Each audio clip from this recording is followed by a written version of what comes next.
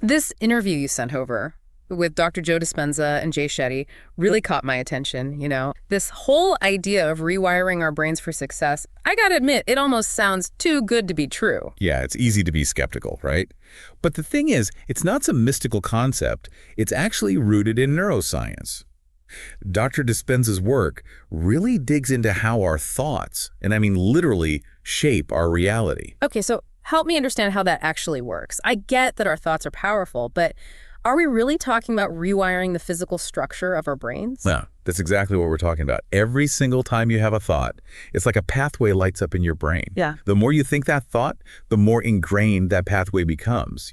Imagine a path in the woods. The more you walk it, the more defined it gets. Precisely. And that's where things get really interesting, because Dr. Dispenza talks about how 90% of the thoughts we have today are the same thoughts we had yesterday. We're basically on autopilot. Wow, 90%. So most of us are living our lives on repeat, at least in our heads. No wonder it can be so hard to break out of old habits or thought patterns. Exactly. Think about your own life for a second. What are some of those repetitive thoughts you find yourself having?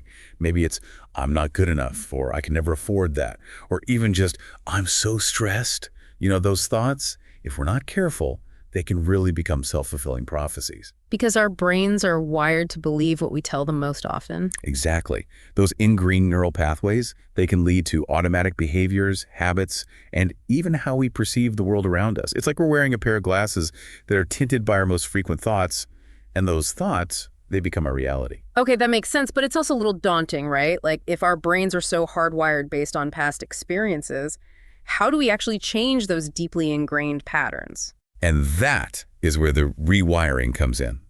Dr. Dispenza, he uses this really brilliant analogy of the brain being like a computer. He says, if we want to change our lives, we got to get into the operating system and we got to rewrite the code. So how do we do that? What's the code rewriting process? It's about accessing the subconscious mind. That part of us that operates beneath the surface of our conscious awareness. Our brains are constantly operating on these different brainwave frequencies. Think about how your mind feels when you're really engrossed in a creative project versus when you're lying in bed about to fall asleep. Totally different headspaces. Exactly. Different brainwave states. When we're caught up in the hustle of daily life, our brains are typically in a beta state. That's good for problem solving and analysis, but not so much for deep inner work. So we need to slow things down a bit to get into that rewiring zone. Exactly. Practices like meditation, breath work, even just those moments of deep relaxation, those can help shift our brainwave state from beta to alpha and theta, which are much slower, more relaxed states. And these are the states where we can actually access that subconscious mind. It's like those slower brainwave states. They give us the key to unlock those deeper levels of programming. And that's where the real transformation can happen. That's where the magic happens. In these more relaxed states, we're more open to suggestion. We're more able to reprogram those subconscious beliefs. Dr. Dispenza, he even talks about this fascinating case study of a participant in one of his workshops, and she actually healed from stage 4 cancer. He attributes that, in part, to the power of rewiring her mindset. Okay, now that's just incredible to think we have that capacity within us to literally heal our bodies through the power of thought. Let's be real, though. Not everyone's going to experience a miraculous healing like that, right? Yeah, of course not. It's important to remember that everyone is different, and healing is a complex process. But what this case shows us is the immense power our minds have over our physical well-being. And even if we don't experience such a dramatic physical healing, the potential for positive change through these techniques is still incredibly powerful. So how do we actually start rewiring those negative thought patterns and replacing them with more empowering ones? Well, Dr. Dispenza talks about 2 powerful techniques, mental rehearsal and breath work. I'm all ears. Right? What exactly are those and how do they work? Let's start with mental rehearsal. Have you ever noticed how when you vividly imagine something like, acing a presentation or having an amazing vacation, it can actually make you feel those emotions as if it were really happening? Oh, absolutely. I used to do that all the time when I was training for marathons. Visualizing myself crossing the finish line, it helped me push through those tough miles. That's a perfect example right there of mental rehearsal in action. Our brains, they don't always know the difference between something we're vividly imagining and an actual experience. So if we consistently visualize our goals, our desires, we're basically like creating a blueprint in our minds for those things to become reality. Exactly. You're getting those neural pathways prepped and ready, making it way more likely that you'll take the actions and make the choices that actually align with those outcomes. I love that. Okay, so what about breath work? What's the science behind that? So Dr. Dispenza's research shows that even just taking 1 minute, that's 1 minute of focused breathing, can have a huge effect on our physiology. It's like a hard reset for our system. It helps to shift us out of that stressed out fight or flight mode and into a more relaxed and receptive state. Which makes sense because when we're super stressed, it's like our brains basically go into survival mode, right? And then they're not exactly open to learning or new possibilities at that point. Absolutely.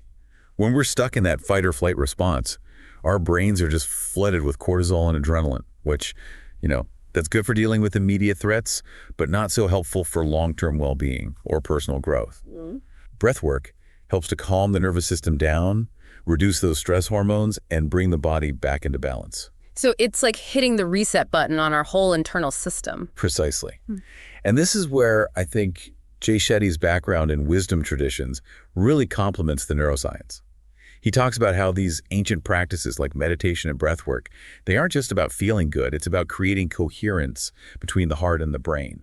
And that's essential for living a more intentional and fulfilling life. Right? It's about aligning our thoughts and emotions so we can show up as the best versions of ourselves, right? Exactly. It's not about suppressing emotions or pretending like everything is always perfect. It's about learning to observe our thoughts and feelings without judgment and then choosing the thoughts and actions that actually align with our highest good. That reminds me of something Shetty said about how he uses these practices to just effortlessly switch off from work mode and be fully present with his family during his personal time. Yeah, he is a great example of how integrating these practices into everyday life can lead to more balance, focus, and joy. It's not a one-time thing. Because it's not like we can meditate for an hour in the morning and then just expect to be Zen masters for the rest of the day. Right. It's about weaving these practices into like the fabric of our lives, even if it's just for a few minutes at a time. Even taking 60 seconds, just 60 seconds, to focus on your breath can create a huge shift in your energy and mindset. Yeah, it's about creating those micro moments of mindfulness all throughout the day. Exactly. And over time, all those micro moments, they really add up and create lasting change. But it's so important to be kind to ourselves throughout the process. What do you mean by that? Well, transformation, real transformation, it takes time and effort. It's not always easy to break free from those old patterns, those old habits, and rewire our brains. There will definitely be times when you fall back into old habits or negative thoughts will pop up. It happens. We're all human, right? Exactly. And that's where self-compassion is so important. Shetty talks about the importance of approaching setbacks, not as failures, but as opportunities to learn and grow. It's like that old saying, fall down 7 times, get up 8. Yes. I love that. Yeah. It's not about being perfect. It's all about progress. So it sounds like this whole rewiring our reality thing, it's more of an ongoing journey, not so much like reaching a destination. Exactly. It's about cultivating a mindset of curiosity, experimentation, and self-discovery. It's about becoming the architects of our own minds, consciously creating the lives that we actually want to live. Now that is empowering. But there's one thing I'm still kind of hung up on, this whole idea that our thoughts can influence reality. It's almost like, well, I don't want to say magic, but... I know exactly what you mean. You can sound a little out there for sure. Right. So is there any actual scientific evidence to back up this idea that our thoughts can actually have an effect on the world around us? Well, Dispenza, he talks about some really fascinating research that he's done with these things called random event generators. These are basically machines that are meant to be totally random, like flipping a coin like a million times. So in theory, there should be a 50-50 chance of getting heads or tails. Exactly. But what Dispenza found was that when he had groups of people really focus their intention on influencing the outcome of the random event generator, the results would actually skew away from pure randomness. Wait, really? So you're saying that their thoughts actually messed with the behavior of these machines? That's what the research seems to indicate. It's like their combined intention, their energy created this sort of energy field, and that actually influenced the probabilities of the random events. Wow. Okay, that's pretty mind-blowing. But if our thoughts can have that kind of impact on machines, what about on other people? Now, that's a great question. It gets into some fascinating territory. Dispenza talks about how we're all interconnected through this like field of energy. And our thoughts and emotions, they have a ripple effect, influencing not just ourselves, but also the people and the world around us. So it's like our energy, it doesn't just stop with us. It's like we're all kind of sending out these like invisible vibes, and they're all interacting and like bumping into each other all the time. Exactly. Yeah, it's kind of like the butterfly effect, but like on a much larger scale. Yeah. You know, every single thought we have, every word we say, every action we take, it's sending those ripples of energy out into the world. And those ripples, they can have a good effect or bad effect, you know, depending on like what our intention is behind them. Precisely. And this is where it gets really, really interesting because Dr. Dispenza, he talks about the power of like those really heart-centered emotions like love and gratitude, compassion. He says that when we cultivate those emotions, we raise our vibration, and then that amplifies the positive impact we have on ourselves, but also on the world around us. So it's not enough to just think positive thoughts. We have to actually feel those positive emotions in our hearts. Exactly.